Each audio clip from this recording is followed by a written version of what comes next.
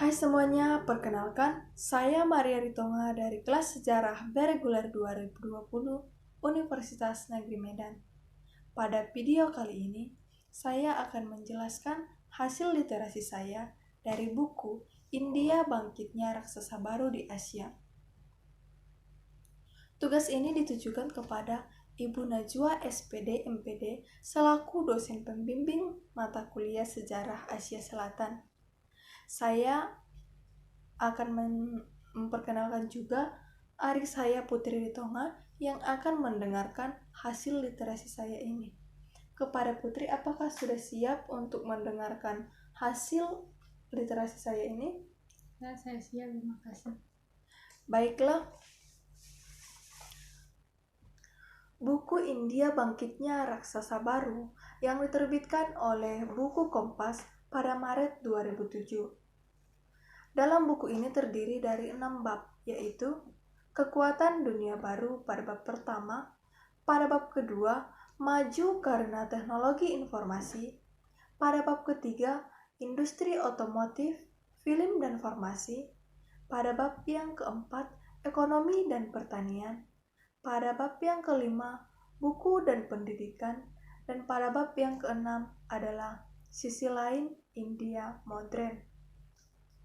Jelas kita ketahui bahwa India adalah sebuah negara di Asia Selatan dengan jumlah penduduk terbanyak kedua di dunia, dengan populasi lebih dari 1 miliar jiwa. Dan India merupakan negara terbesar ketujuh berdasarkan letak geografis.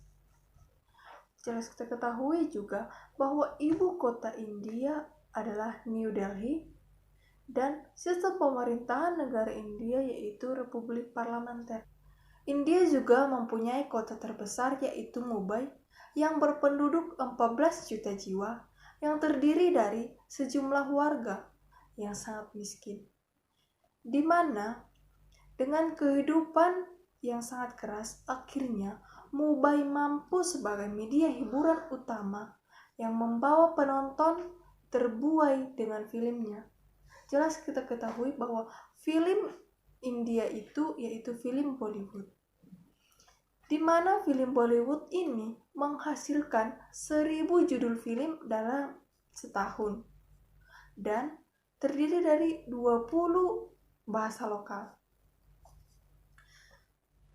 Film Bollywood ini ditayangkan pertama kali pada tahun 2000. Jutaan pemirsa langsung terpukau saat menontonnya.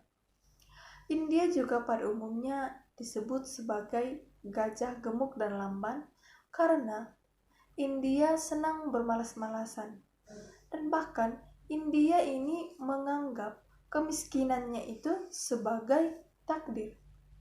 Namun setelah India jatuh bangun dalam cobaan kehidupan mereka dan beberapa kali telah berperang melawan Pakistan serta konflik perbatasan dengan Cina, dan akhirnya telah tampil sebagai raksasa baru di Asia, di mana India telah mampu menciptakan dan mengirim satelitnya sendiri keluar angkasa, serta ekonomi yang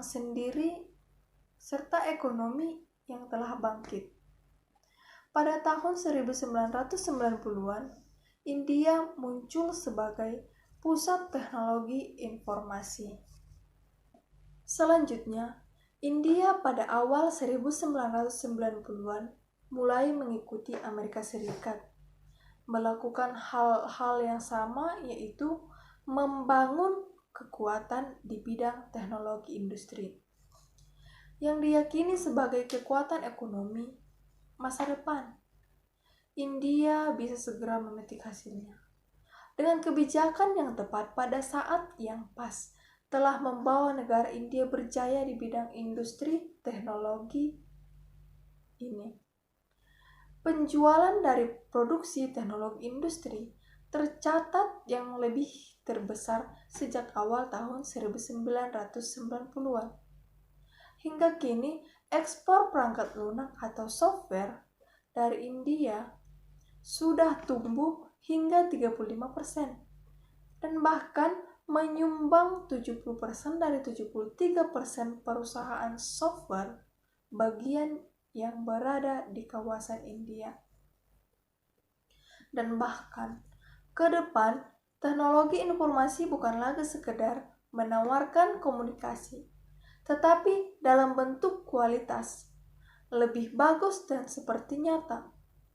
Dari situlah diprediksikan ada kesempatan kerja sebanyak 40 juta untuk India tentang kegiatan di bidang itu tadi, di bidang teknologi industri pada tahun 2020. Selanjutnya, pendidikan teknologi India sudah diakui dunia. India juga sudah mampu memproduksi mobil, yaitu di mana pertama kali India memproduksi mobil pada tahun 1957, sehingga Jepang pun belajar dari India. Hal ini terutama karena pertumbuhan pesat ekonomi dan industri otomotif di dalam negeri. Industri otomotif dewasa ini mulai bangkit menjadi industri berkembang dan kompetitif di India setelah teknologi informasi dan farmasi. Industri teknologi, hampir semua perusahaan dalam jajaran Fortuner 500 sudah mencakapkan kaki di Silicon Valley-nya India. Hal serupa juga terjadi di sekitar industri otomotif. Kemajuan yang dicapai komponen tidak bisa dilepaskan dari kebijakan proteksi yang sebelumnya diberlakukan oleh pemerintah. Salah satunya ketentuan yang memasyarakatkan pihak asing harus sudah mencapai level kandungan lokal 70%. Selain itu, ketersediaan tenaga kerja murah dan terampil yang melimpah serta kekuatan di bidang industri teknologi. Dan bukan hanya di bidang industri teknologi, dan bahkan juga di bidang elektronik juga berperan dalam lompatan besar yang dibuat India dalam industri komponen yang dibutuhkan untuk praktikan berbagai jenis dan merek berdasarkan serta melayani kebutuhan semua pabrik mobil lokal maupun asing di India. Kini ada sekitar 420 perusahaan kunci di sektor komponen ini.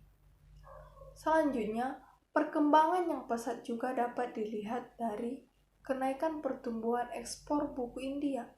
Hal ini terjadi tidak lain karena buku-buku terbitan India mendapat pengakuan internasional, baik karena kualitas isi, mutu produksinya, serta harga yang relatif terjangkau.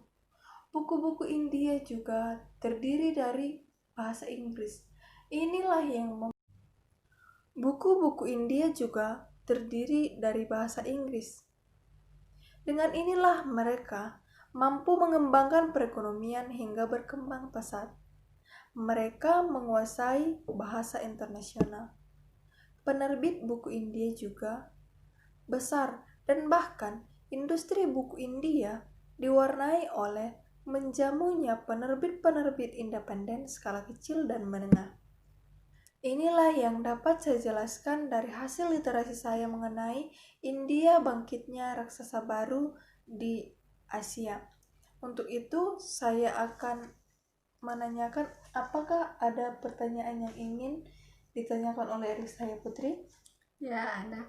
Tadi kan sudah menjelaskan kemajuan India di bidang industri otomotif, film, dan farmasi. Jadi saya ingin menanyakan, jelaskan bagaimana perkembangan di bidang farmasi di India. Baiklah, saya akan menjelaskan, yaitu pada bidang farmasi. Industri farmasi India, menurut Regional Direktur Dewan Promosi Ekspor Farmasi yaitu GK Raman, dalam wawancara Kompas di New Delhi, bahwa farmasi bukan hanya mampu memenuhi, tapi bahkan hampir seluruh kebutuhan dalam negeri yaitu mencapai 95%. Tetapi dewasa ini juga memasok 40% kebutuhan dunia untuk obat-obatan.